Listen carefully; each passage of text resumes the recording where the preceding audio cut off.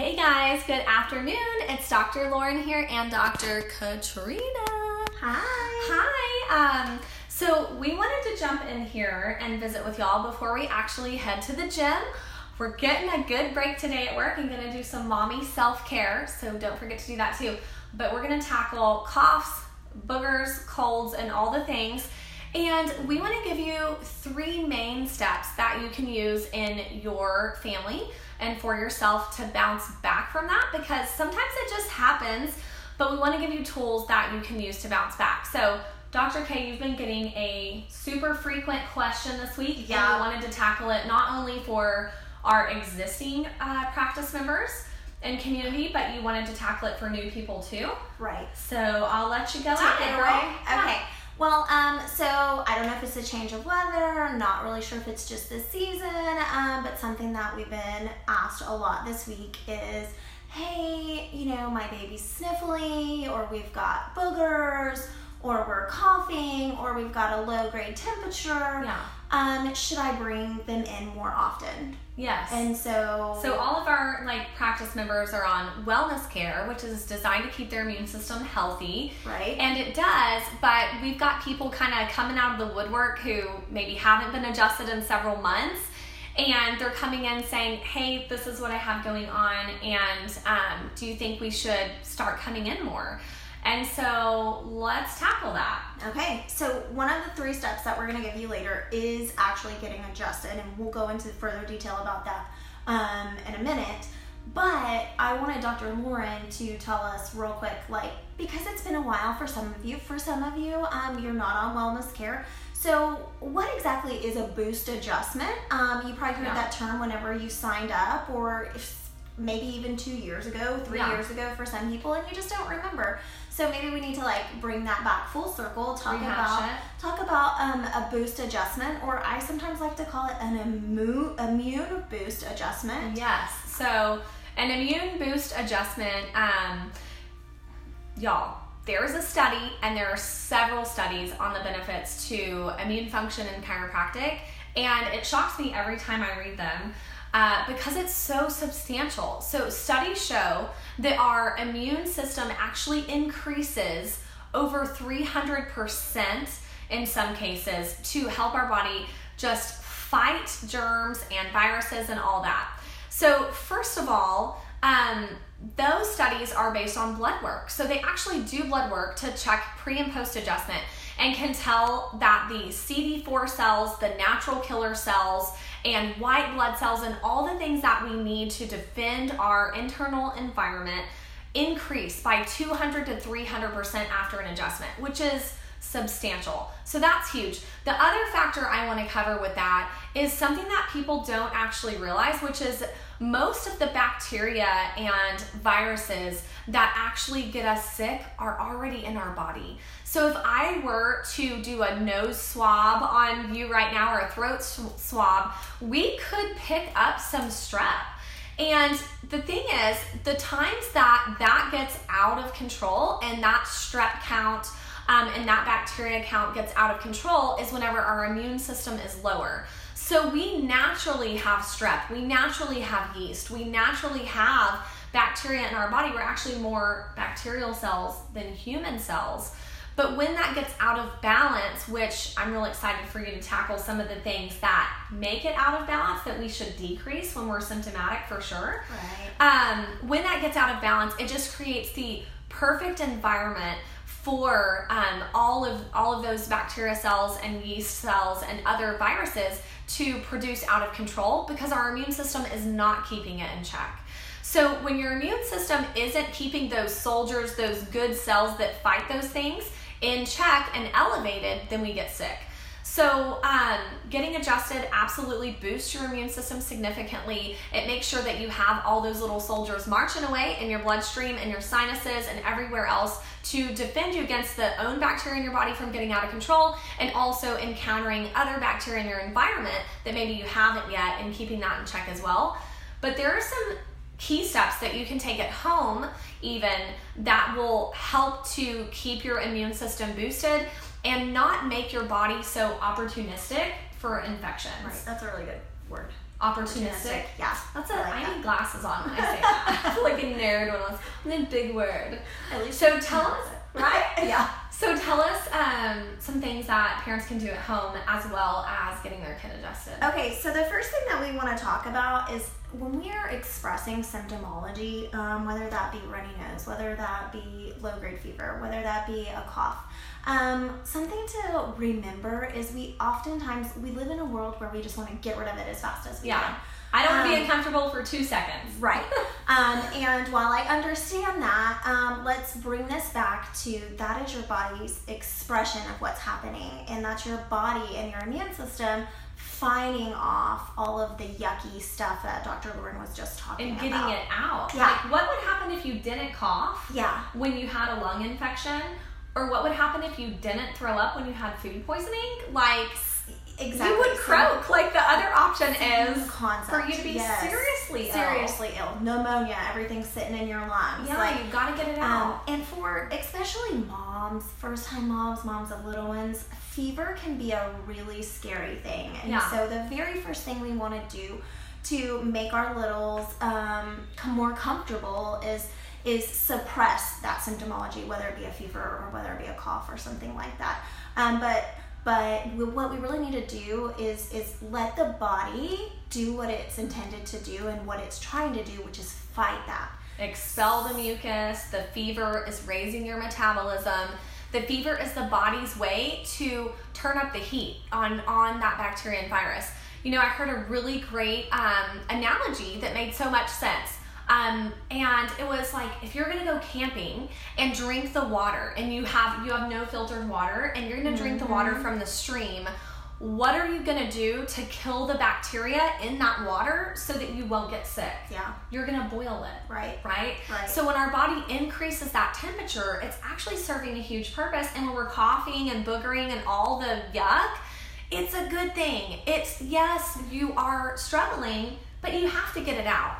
So what do we do to help us become more comfortable during that time? Right. So boost adjustment to boost the immune system, and then supportive care. Supportive care, because we want to support the body in fighting, right?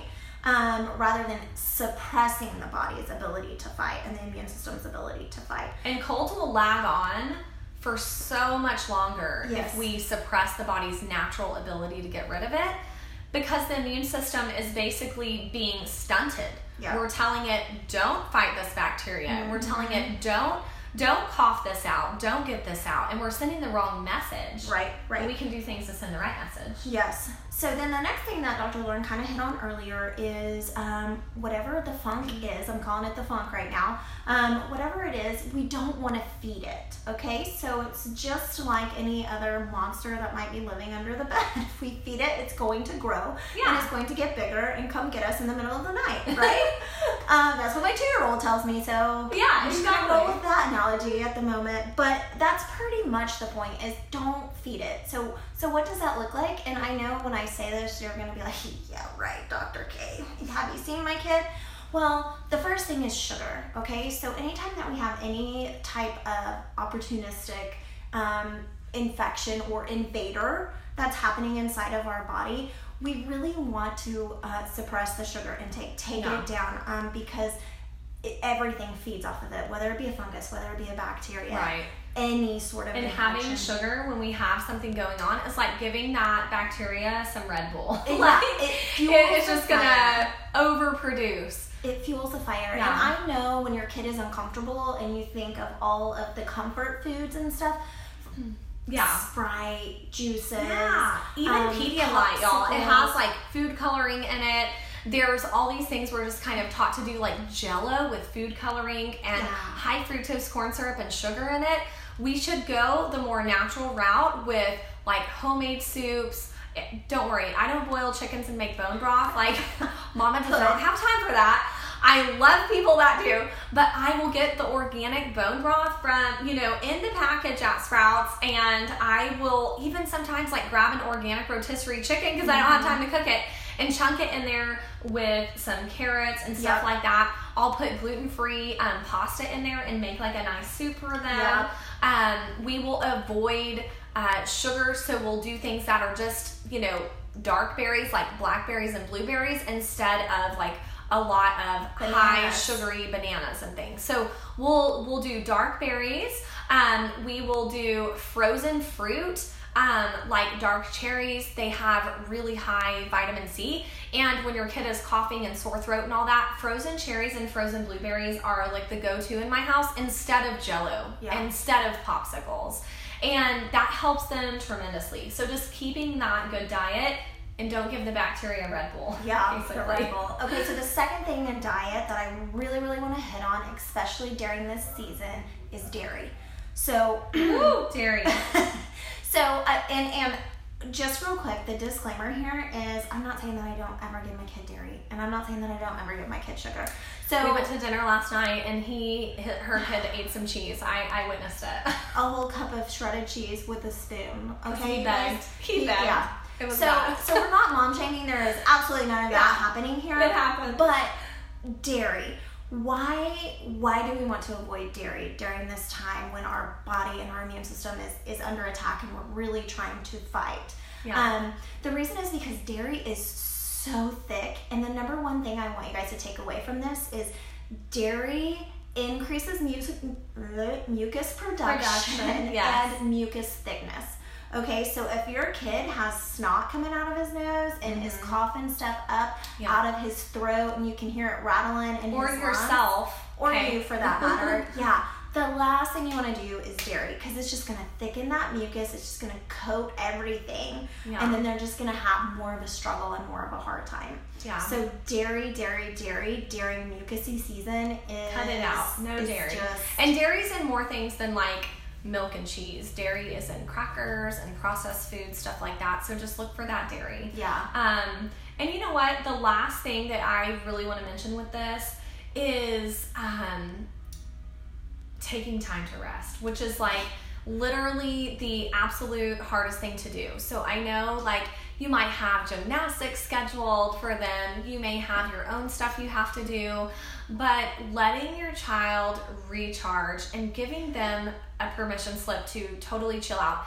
But then secondly, let's talk about yourself. So I am the number one person to like be the first to run myself into the ground. I run 2 going on 3 businesses. I have 3 kids. I have a lot of staff. And so I will take on the world. I always have a long to-do list. And even when I am sick and struggling, I am still working. But I have to turn the phone off, shut the laptop, and give myself permission to chill out and to rest. And that's hard to do. So make sure that you just totally take the approach of giving your body time to heal, because you deserve it, your kids deserve it, and don't cut yourself short of that healing time. They say moms never have a day off. That's true, but mom can sure sit in her jammies on the couch and just like, you know, do the minimal things, like leave the laundry, leave the dishes, put yourself first no matter how much guilt you feel, because without you, nobody is going to be okay. And if you go down, the house goes down. And the business. And the business. And the other things. And the kids. So take care of yourself.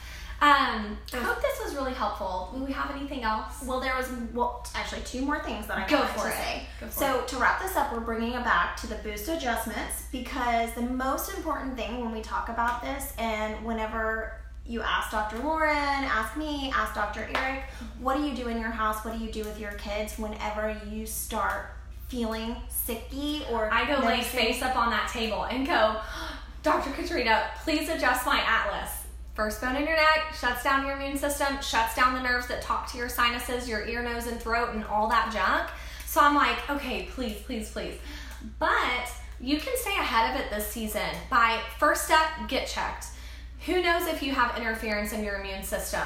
The only way to know is to have a scan. We have a scan that actually checks the function of your immune system.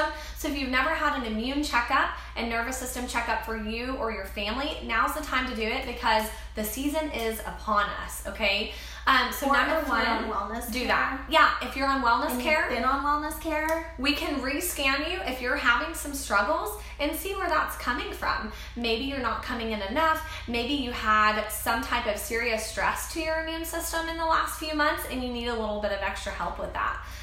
So first thing I do is adjust my kids and make sure their immune system is functioning well, because guess what?